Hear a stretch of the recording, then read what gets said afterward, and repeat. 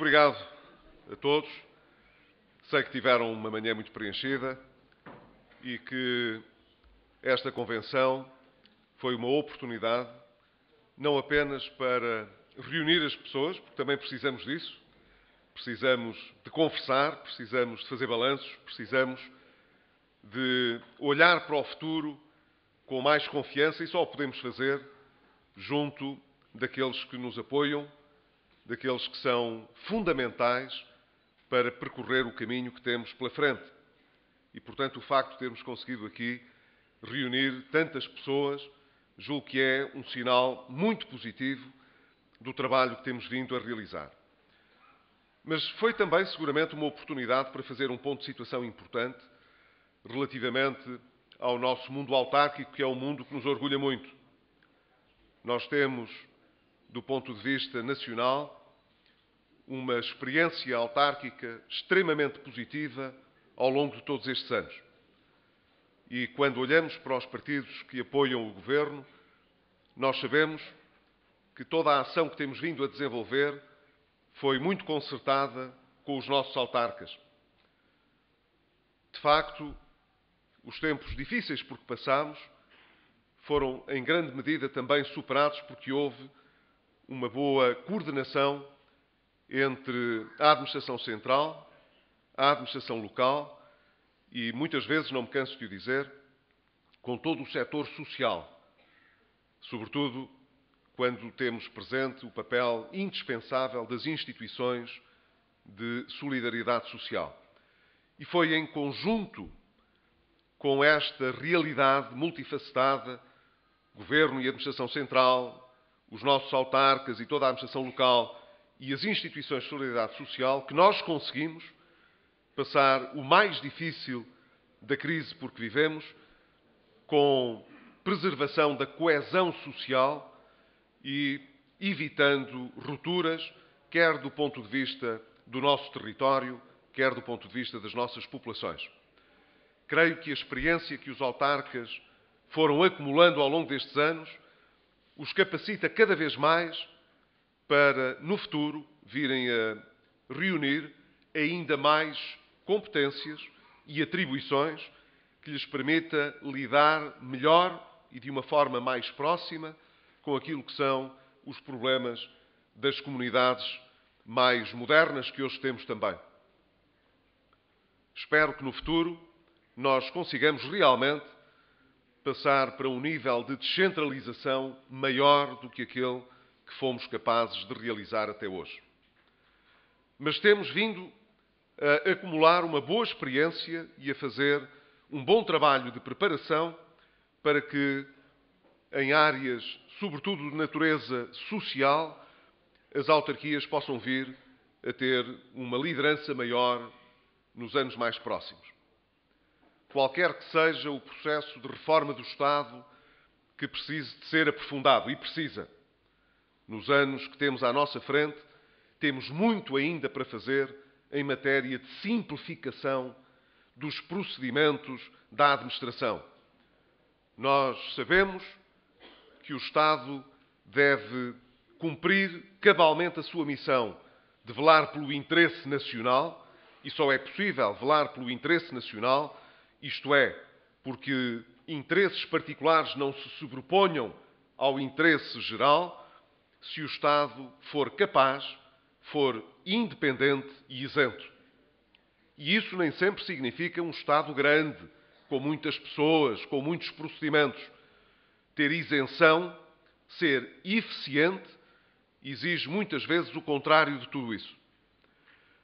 Mas nós que iniciámos um processo de simplificação da administração, sabemos que ela tem de ir muito mais longe do que nós conseguimos fazer. Não se pode fazer tudo em 4 anos. Fizemos o que era mais importante.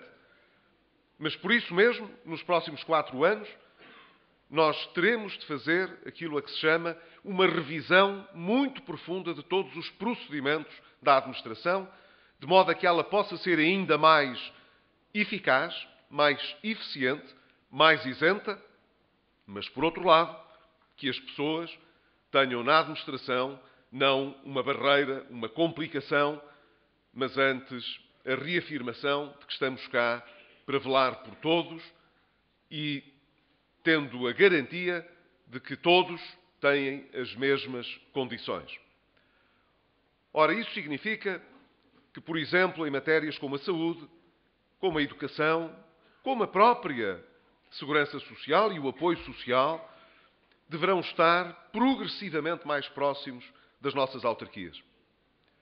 Muitas vezes, numa escala um bocadinho maior à da Câmara Municipal, quando olhamos para as comunidades intermunicipais, às vezes precisamos de um bocadinho mais de escala para podermos ser mais eficientes, para podermos oferecer os equipamentos que são necessários. E quando olhamos agora para o Portugal 2020, por maioria de razão, precisamos dessa escala. Nós temos de aprender com aquilo que se passou em anos anteriores.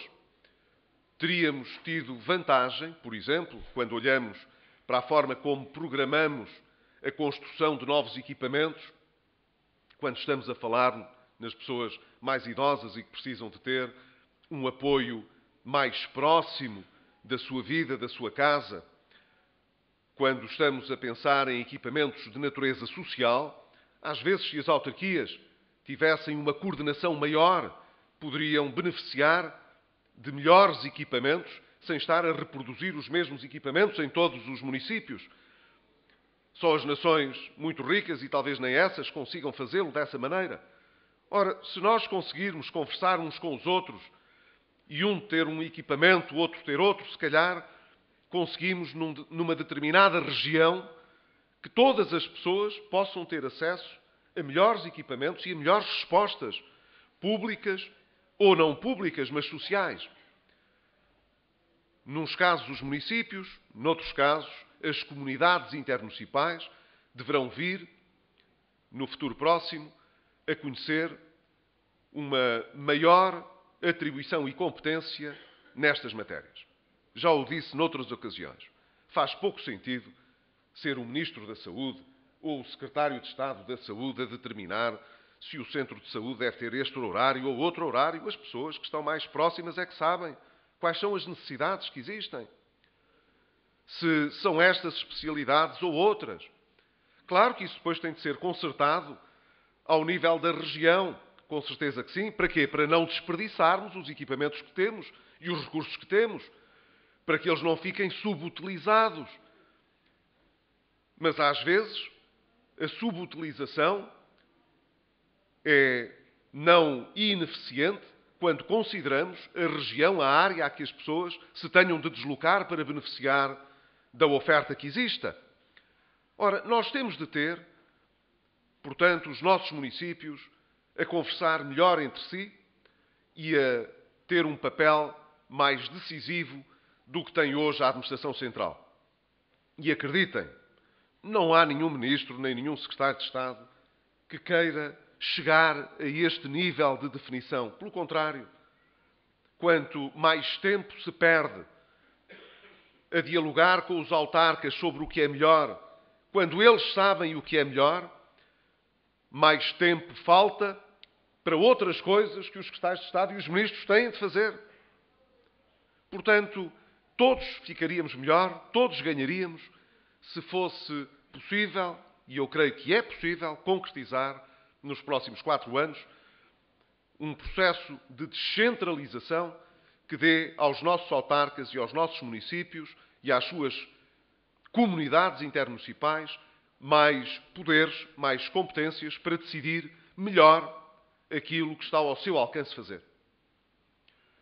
Há 20 anos e há 30 anos atrás não era assim. Havia outras coisas prioritárias, mas muitas delas estão feitas. O que nós agora precisamos é de atrair mais investimento para os nossos territórios, cuidar melhor do nosso tecido social nos nossos territórios. Há coisas que nós sabemos que têm de ser decididas em termos nacionais.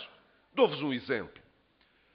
Toda a reestruturação do Grupo Águas de Portugal, que foi agora publicada finalmente em Diário da República, é uma reestruturação das empresas das águas em todo o país que só poderia ser feita pelo Governo.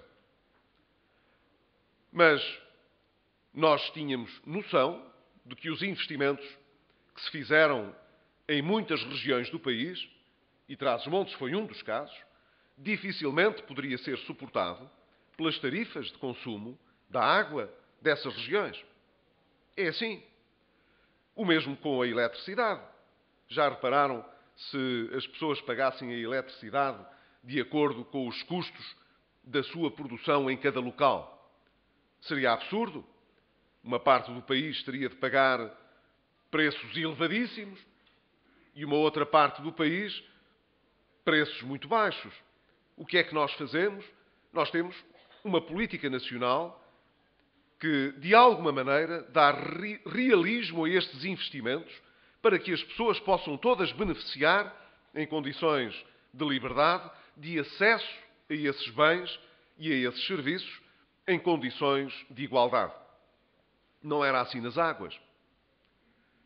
Nós sabemos que a fatura da água é muito mais pesada no interior do país do que no litoral.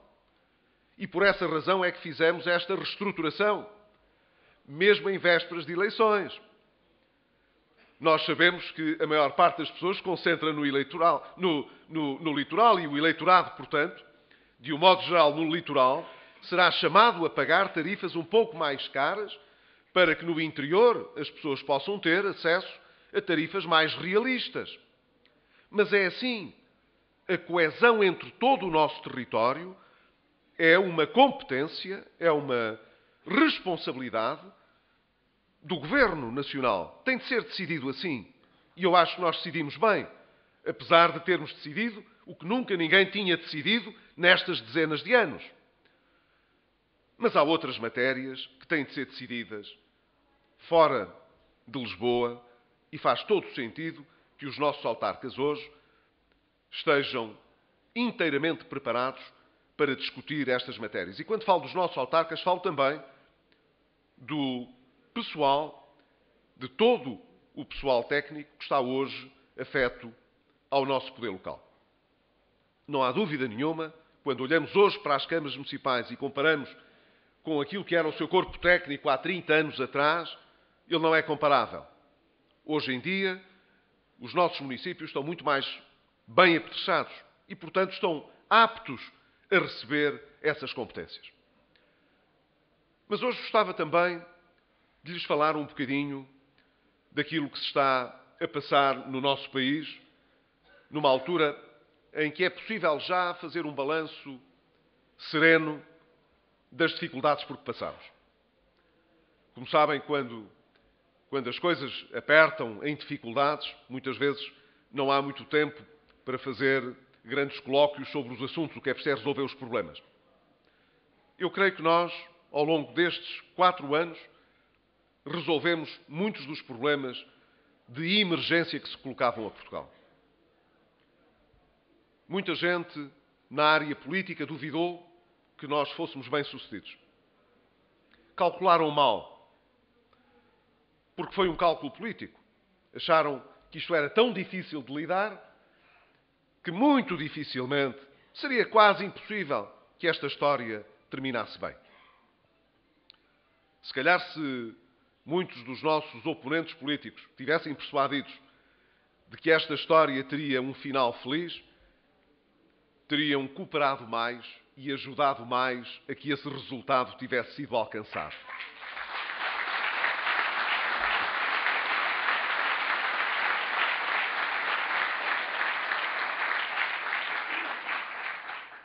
Mas, por vontade deles, a nossa história acabou bem, apesar das dificuldades que eles próprios levantaram e contra aquilo que era, no fundo, a sua crença e a sua vontade.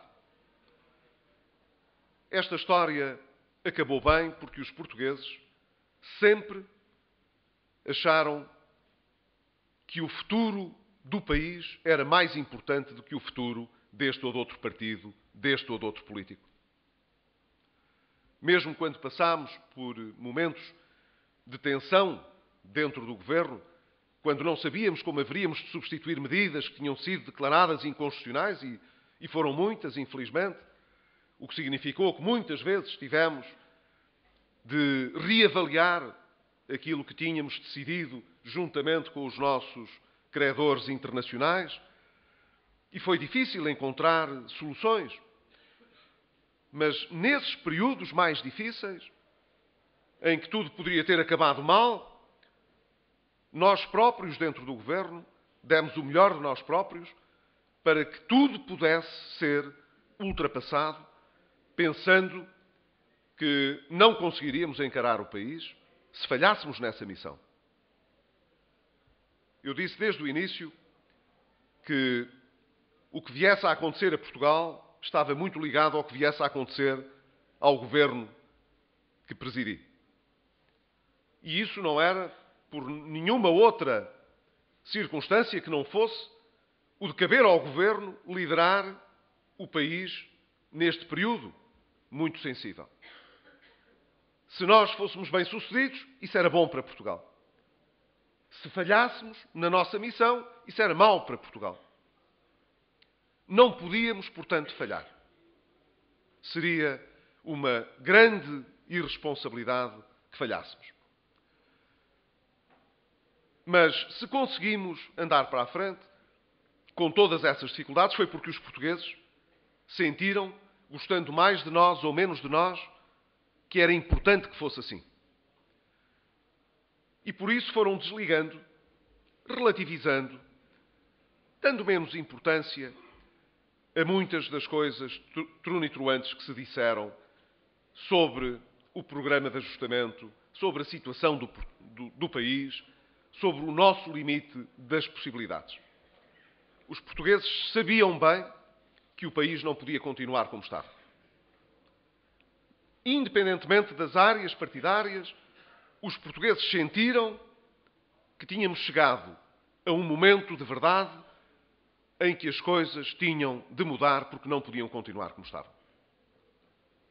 Sabem também que pagámos um preço muito elevado por essa consciência. Hoje sabemos o preço alto que se paga quando andamos a meter a cabeça debaixo da areia e a fazer de conta que os problemas existem. Talvez hoje, pessoas que fizeram parte de governos anteriores ao nosso possam estar arrependidas de não ter prestado atenção mais cedo a esses problemas, aos problemas do endividamento, das grandes obras públicas que eram precisas fazer para arranjar emprego e para o dinheiro circular e para a economia crescer. Aqueles que defendiam um modelo de distribuir muito dinheiro para que o consumo pudesse alimentar pela procura a economia. Esses que fizeram parte desses governos, que trouxeram essa estratégia para a primeira linha da decisão, se calhar estarão um pouco arrependidos de não terem pensado melhor nas consequências dessas políticas. Eu digo talvez porque não há nenhuma evidência de que tenham tal arrependimento.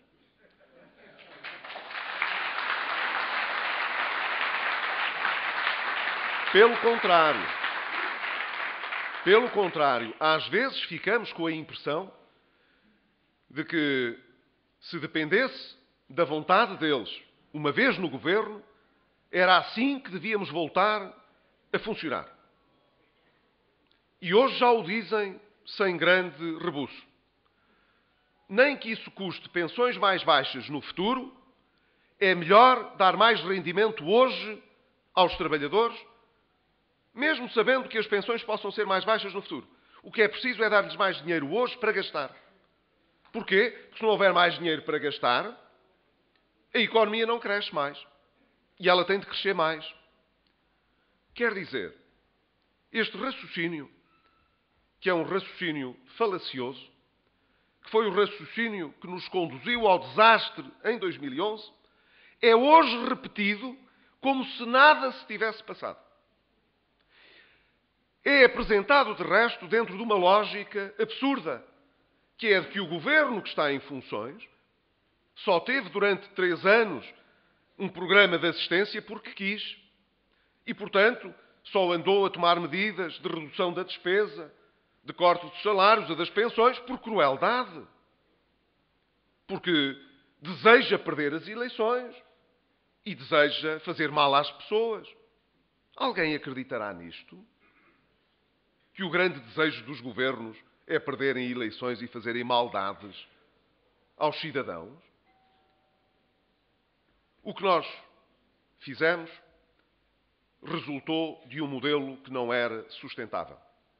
Regressar a esse modelo é não só persistir num erro, como condenar o país a repetir o mesmo custo, que é sempre maior. Quando se paga duas vezes, não se paga ao dobro. Custa mais. Porque ninguém tem o mesmo que tinha antes para pagar. Pode ser o mesmo, mas custa sempre mais. E às vezes, não só custa mais, como é mesmo mais. Nós hoje sabemos, de experiência que pode ser observada, como certa orientação política pode, em matéria económica, ter um custo muito maior. Nós olhamos, e olhamos com tristeza, para o que se está a passar na Grécia, por exemplo, e vemos como foi possível, em 6 meses, a Grécia estar outra vez à beira do abismo financeiro. Depois de 5 anos de políticas cheias de dificuldade, como foi possível regressar a um tempo em que, em vez de excedentes orçamentais, parece haver déficit, em que a economia, em vez de estar a crescer, está outra vez em recessão, em que não há dinheiro em lado nenhum e suspeita-se que a breve prazo não haverá dinheiro para pagar salários? Nós hoje podemos observar o que certas escolhas produzem. Como é possível em Portugal, depois de tudo o que passamos, não haver um esforço, pelo menos, da nossa oposição reconhecer que essa estratégia não é a estratégia que interessa ao país.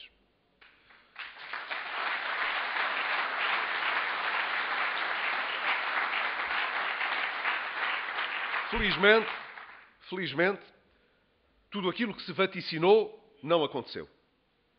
Vaticinava-se que a economia nunca poderia recuperar.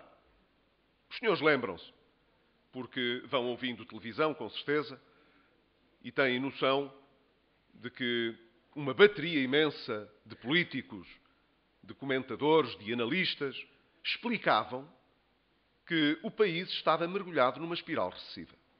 Não era possível sair dali. Corta de um lado, falta dinheiro do outro, a economia cai, tem de cortar mais. Tem de cortar mais, a economia contrai mais. Não saímos disto. Saímos. A economia está a crescer. Cresceu em 2014 e está a crescer em 2015. Ontem o INE fez a primeira correção sobre a estimativa rápida relativamente aos primeiros 3 meses deste ano. Melhorou a sua perspectiva. A nossa economia, relativamente a igual período do ano passado, cresceu 1,5%. O que significa que está perfeitamente ao nosso alcance, este ano, crescer de acordo com aquilo que nós tínhamos previsto no Orçamento de Estado. E crescemos de uma forma saudável. Porquê? Porque, ao contrário do que aconteceu há uns anos atrás, em que, para preparar umas eleições, o governo de então aumentou salários na função pública e baixou o IVA, e não há dúvida, o país cresceu nesse ano mais do que a Europa, que estava mal. Pagou isso caro nos anos seguintes. Hoje nós sabemos isso.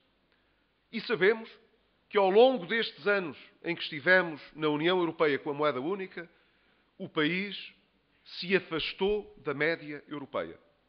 Quer dizer, ficou relativamente mais pobre, em média, todos os anos.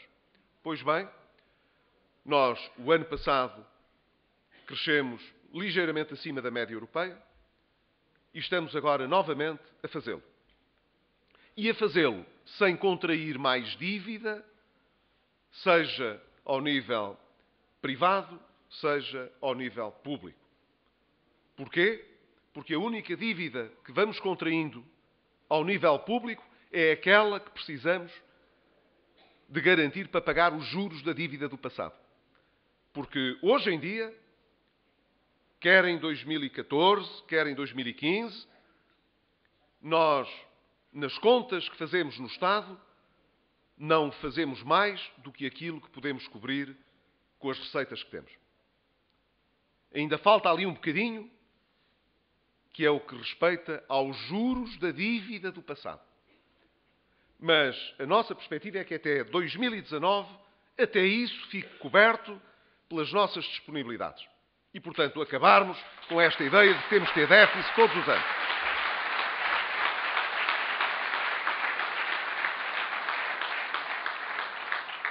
Por essa razão é que nós podemos perspectivar o futuro hoje com outra confiança. Nós sabemos que estamos a crescer, que o emprego também está a crescer, de que isso é feito, portanto, à custa não de dívida, mas de rendimento que as pessoas ganham nos novos empregos que têm e nas empresas que exportam mais. É assim. E é com isso que a gente se pode governar. Não nos podemos governar com o que há de vir daqui a uns anos por conta não se sabe de quê. A gente governa-se todos os anos com o que produz a mais, com o que vende a mais, com o emprego a mais que tem, com o salário a mais que consegue ir buscar porque está empregado em vez de estar desempregado. É assim. E era assim que devia ser. Se tivesse sido assim no passado, não teríamos precisado de passar pelo que passamos. Portanto, percebe-se agora, depois destes anos, e já lá vai um ano que nos despedimos da Troika e que fazemos o nosso caminho pelo nosso pé, sem outros resgates, sem outros problemas, é por isso que agora até a oposição anda mais entusiasmada com o futuro.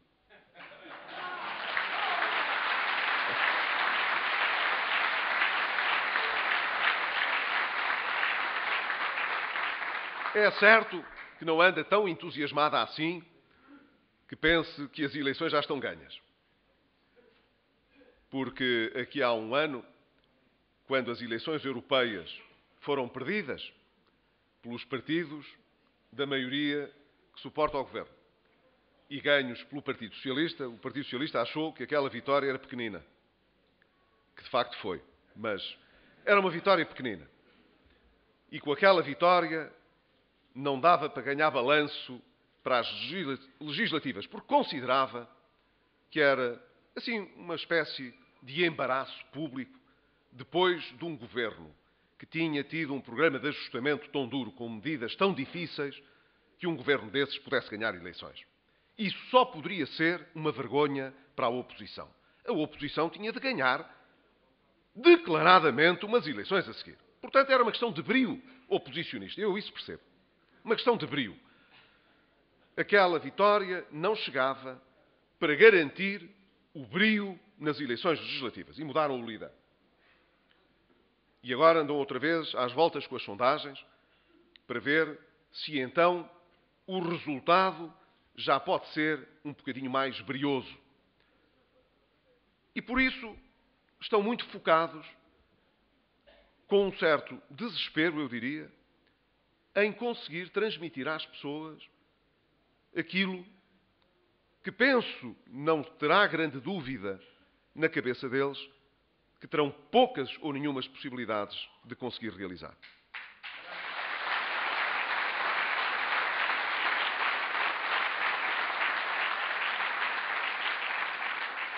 Achando, portanto, que primeiro é preciso ganhar as eleições. Depois, quando lá estivermos, logo se vê. Depois se vê. Mas como isto já não está assim tão mal, talvez possa ver mais ou menos bem. E numas coisas possa andar para trás e não fique muito mal. Ora, na verdade, eu penso que o país merece mais do que isto. O país que sofreu bastante para se livrar de uma estratégia económica ruinosa merece hoje outra estabilidade e outra segurança para o futuro. Eu, pessoalmente, ficaria muito mais satisfeito se a nossa oposição estivesse hoje a apresentar propostas não para regressar a 2011, mas para construir em cima dos resultados que nós já alcançamos. Porque os países, livremente, devem escolher sempre o melhor para o futuro, sem recear terem de passar por pesadelos antigos. E a nossa oposição já se devia ter libertado dessas ideias que são ideias retrógradas face àquilo que o país precisa hoje. Mas isso é com a oposição. Nós não estamos aqui para dizer à oposição o que é que ela deve fazer ou não deve fazer. Estamos aqui para dizer o que é que nós fazemos. E aquilo que nós fazemos hoje, para a maior parte do país, é claro. Nós não regressaremos a 2011. Nós oferecemos essa garantia de que teremos sempre contas certas, de que o déficit e a dívida são instrumentais, na medida em que consigamos dominá-los como estamos a dominar, libertamos-nos da ditadura desses números, para podermos crescer com mais força, atrair mais investimento, porque sem isso não cresceremos com mais força, precisamos de atrair mais investimento, precisamos de ter melhor gestão nas nossas empresas. Não basta ter um capital humano mais qualificado, é preciso também ter boa gestão, bons empreendedores, ter um Estado que seja menos obstáculo, que facilite mais o fluir da vida social e da vida económica, preservando sempre a coesão social e a coesão dos nossos territórios. Este é o nosso desejo e são as linhas gerais daquilo que obedecerá à feitura do nosso programa a apresentar aos portugueses. Eles têm de saber que connosco o compromisso de contas certas, de um Estado social, portanto, que se cumpre, como ainda agora se verificou no último estudo da OCDE. O nosso Serviço Nacional de Saúde fez mais e melhor com menos. Vejam a conclusão da OCDE. Andámos 4 anos a ouvir falar da destruição do Estado Social. Mas, na prática, nós conseguimos dar mais sustentabilidade ao nosso Serviço Nacional de Saúde, conseguimos dar mais sustentabilidade à educação e conseguimos, na área social, apoiar mais quem mais precisava. Esta garantia não é uma promessa, é aquilo que os portugueses já hoje podem observar no que é o comportamento do Governo. O que precisamos, portanto, é de ir para além disso. É preciso dar cada vez mais liberdade de escolha às pessoas. À medida que as nossas contas vão estando mais certas, é preciso que elas possam escolher com mais liberdade. Quando há pouco dinheiro, escolhe-se com a liberdade que o dinheiro consente. Quando as nossas possibilidades se alargam um pouco mais, nós podemos escolher de outra maneira. É assim. A liberdade é uma palavra que precisa de ser muito regada e muito apoiada. Não vive sozinha. Os grandes valores da nossa sociedade, a liberdade, a igualdade de oportunidades, são valores que não podem ser palavras vazias. Para se poderem concretizar, têm de ter substância. Senão, valem pouco.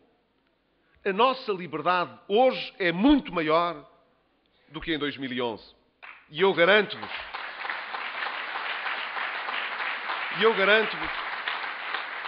que a nossa liberdade para escolher a escola ou para escolher o hospital vai ser muito maior nos próximos anos do que foi nestes.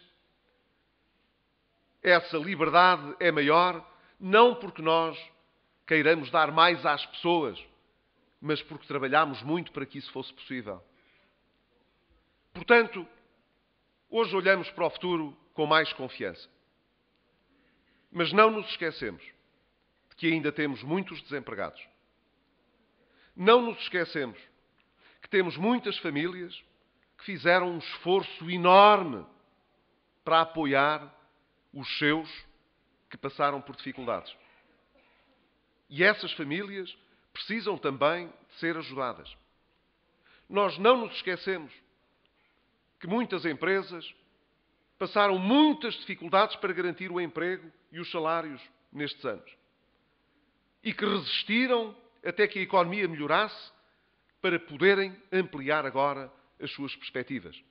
Sabemos, portanto, que há muitas pessoas a quem ainda a oportunidade de ter um emprego não bateu à porta, de melhorar os rendimentos das famílias que ainda não se concretizou. Mas é para esses que nós vamos trabalhar prioritariamente. Foi sempre nos que mais precisam que pensámos todo este tempo. E é a pensar neles que podemos dizer que queremos uma sociedade com uma economia mais próspera, que não venda ilusões, mas permita a cada um ir aumentando o seu rendimento na medida do seu mérito, do seu esforço, das empresas novas que possam abrir a porta e que possam cumprir bem a sua missão.